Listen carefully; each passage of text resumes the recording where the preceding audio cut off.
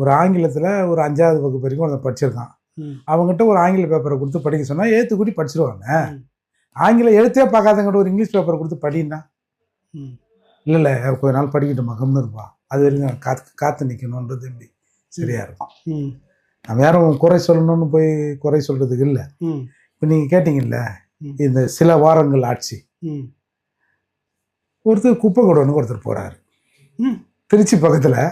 குப்பை குடோன், இந்த குப்பை இப்போ நம்ம பெருங்குடி குப்பை குடோன்னு அந்த மாதிரி குப்பை போல் மழை போல கொட்டி வச்சிருக்காங்க. அதுக்கு அவர் என்ன சொல்கிறாரு, சும்மா இதுக்கு வருஷம் வருஷம் ஒரு 40 கோடி 50 கோடி இதை வந்து சரி பண்ணுன்னு ஒரு ப்ராஜெக்ட் போடுறானுங்க.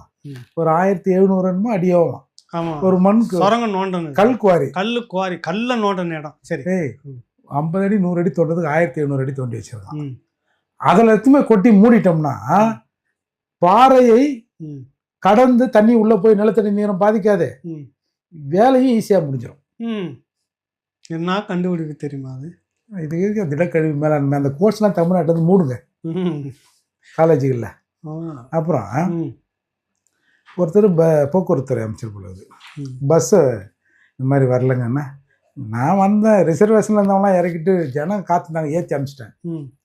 அப்புறம் இந்த மாதிரி என்னங்க இந்த வால்வோ அதான் அந்த தம்பி கேட்குறாப்புல பஸ் வரல வெயிட் பண்ண, நீ நல்லா சாப்பிட்டு தெம்பா வந்துக்கிற, நான் இன்னும் சாப்பிடல.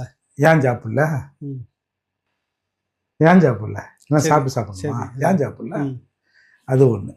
அப்புறம் இந்த வால்வோ பஸ் கூட வரலங்க, இதாங்க அதில் மாஸ்டர் பீஸு. வால்வோ பஸ் கூட வரலாம், அந்த வால்வோ கம்பெனியில் போய் கேளுங்க.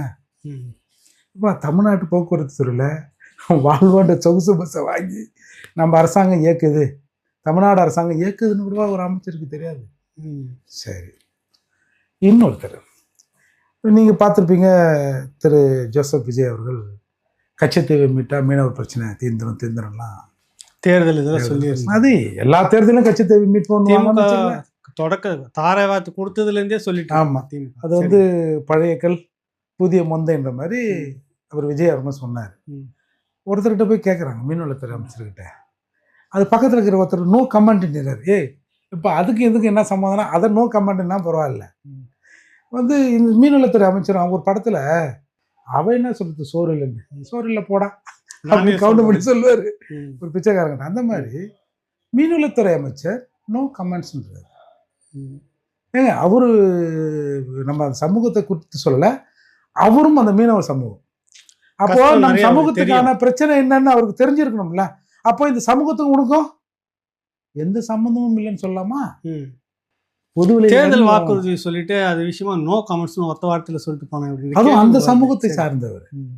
நம்ம ஏன் சமூகத்தை சொல்லணும்னா, இப்ப என்னைய அந்த வலி இன்னும் கூடுதலா வாழ்ந்திருப்பாரு. கூடுதலான விஷயங்களை தாண்டி என் சமூக பிரச்சனை எனக்கு கொஞ்சம் அதிகமா தெரியும்ல, நான் பாதிக்கப்படுறோம் போது. அப்படி இன்னொருத்தர் நான் கூட அவருக்கு சப்போர்ட் பண்ணி பேசினேன். பிராமணர் வந்து இந்து அறநிலைத்துறை அமைச்சராக கொடுத்துட்டாங்க. நாங்கள் சாமியே இல்லைன்னு சொல்ற திருட்டு போயெல்லாம் போய் இந்து சமய அறநிலைத்துறையில சரி சாமி இருக்கிறவன்னு போட்டோமப்பா அப்படின்லாம் சொன்னேன். அந்த அமைச்சருக்கு ஒரு இடத்துல ஒரு முறுக்கு பாக்கெட்டை என்னது ஒரு பாக்கெட் எடுத்துக்கினேன், இது இந்த தேதியில தான் போட்டதுன்னு உனக்கு எப்படி தெரியும்? அதுல ஒட்டிக்கிது, அதான் நான் பார்த்தேன்.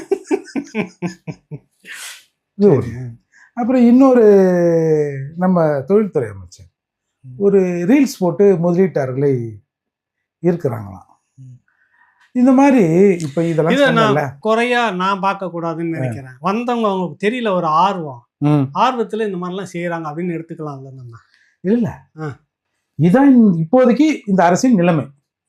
இதுல இருந்து இது சரியா இருக்குது சரியா இல்லைன்னு அவங்கவுங்க பார்வையில் எடுத்துங்க. நான் வந்து குறிப்பிட்டு இது மோசம்லாம் சொல்ல வரல. அவங்கவுங்களாம் யோசித்து பார்த்து அவங்கவுங்களா முடிவு பண்ணீங்க. இதுதான் இந்த